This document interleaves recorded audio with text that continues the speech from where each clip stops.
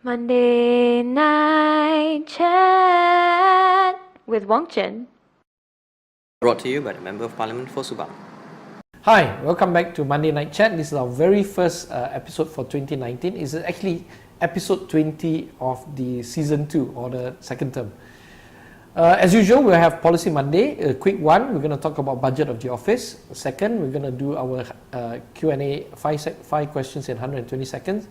Lastly, we have a visitor, a blast from the past. Abigail's going to say hi. And we have a new intern, Wei En.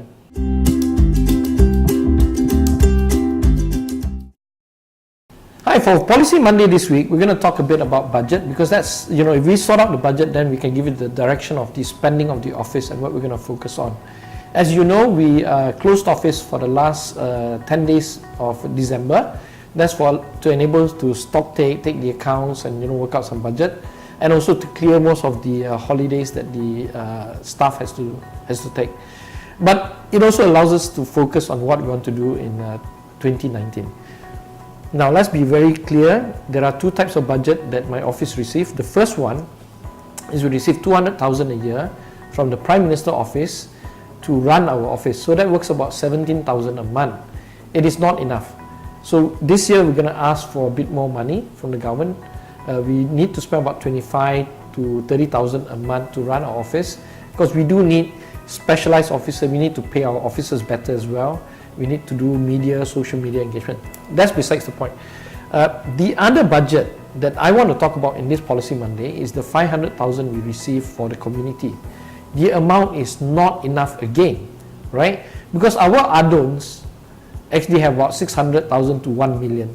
So how can the Member of Parliament have a budget of 500,000 a year to cover 2 to 3 adons, right? So we have asked the Prime Minister as Members of Parliament to increase our allocation so that we can at least match the amount that the adons have.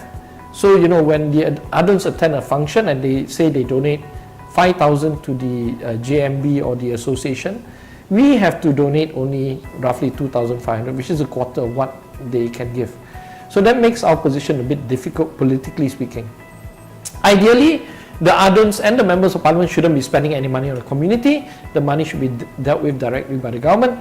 But if you don't change that, then please increase our allocation so that at least we can match our position with the adons. Okay?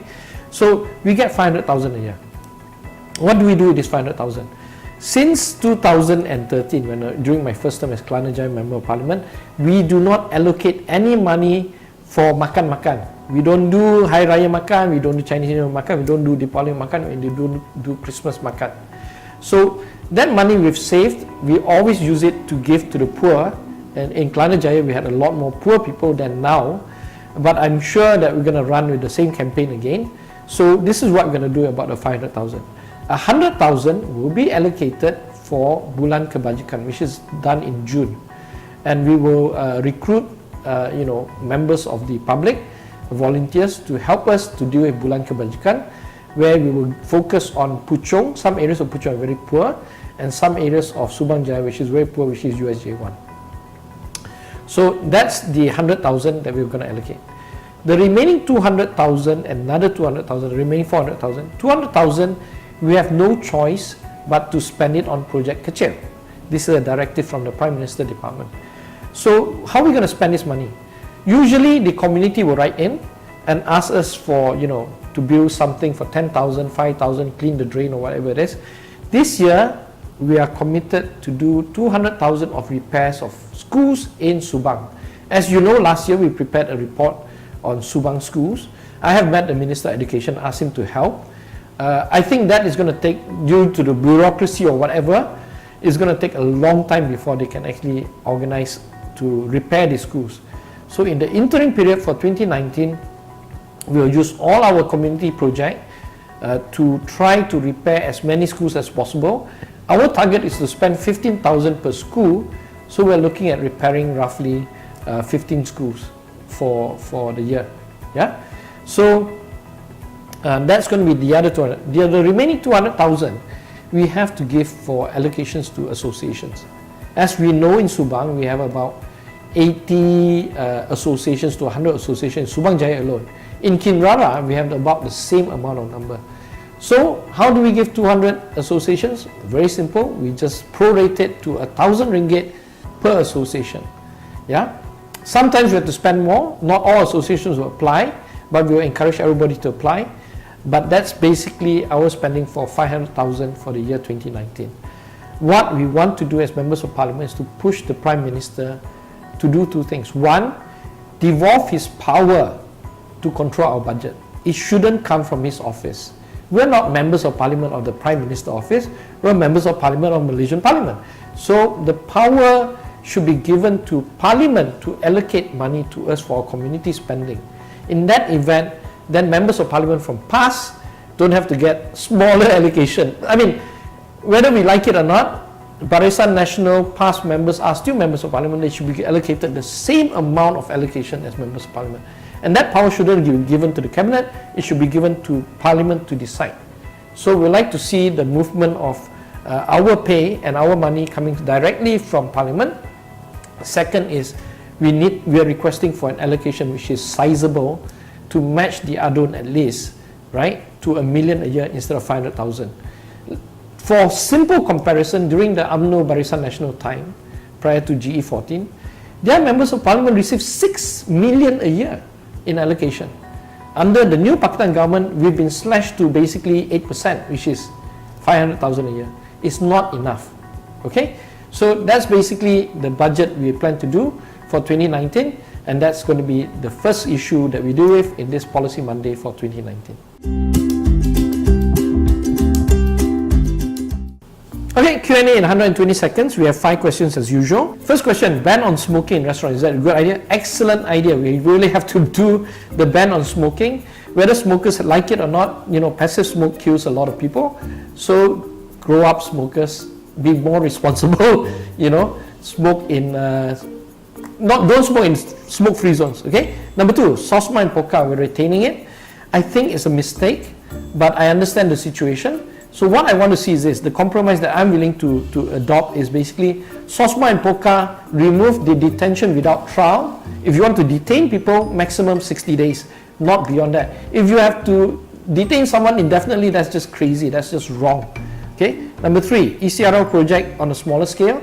I think the government is doing this for the reason that we don't want to cancel. If we cancel, we have to pay a lot of compensation to China, and we don't want to make that decision. Then okay lah, call it whatever you want, a smaller scale, bigger scale, whatever. Drag it first, but please do a proper economic study and economic impact study before you make a final decision. Number 4, PBBM Syed Siddiq has said that the UMNO members that want to join must declare the assets. I agree, you must declare the assets, but the current asset declaration conducted by Pakatan Harapan is not perfect. It's far from perfect. I will give it 2 or 3 star out of 5. So, please correct the asset declaration, get the auditors to come in to verify what we've declared, and for God's sake, get the tourism minister to actually declare his asset first, then we can talk again. Okay, number 5, PMI, Purchasing Managers Index is dropping. What does it mean? It means that the managers of factories are predicting a slowdown in manufacturing and slowdown in income for corporations. I think it is a worrying number. We have to quickly address the issue. This, of course, is partly to do with internal domestic demand, but also mostly to do with exports and issue about the trade war with China. Yeah. So that's it for 2 minutes. Look forward to answering more questions next week.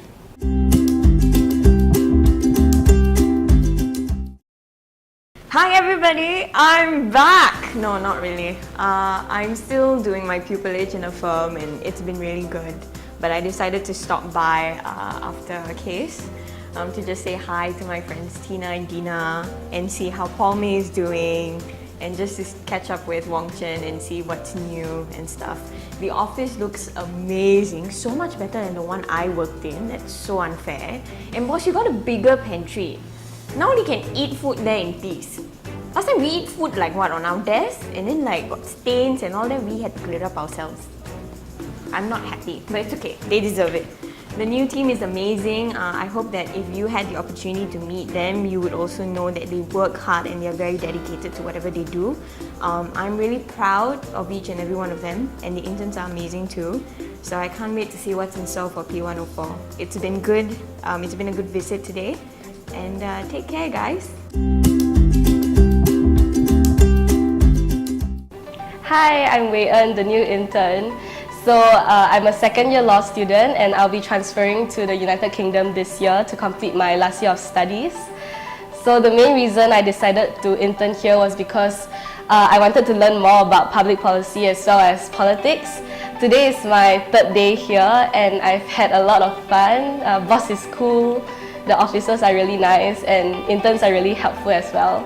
So yeah, looking forward to my remaining few weeks of internship.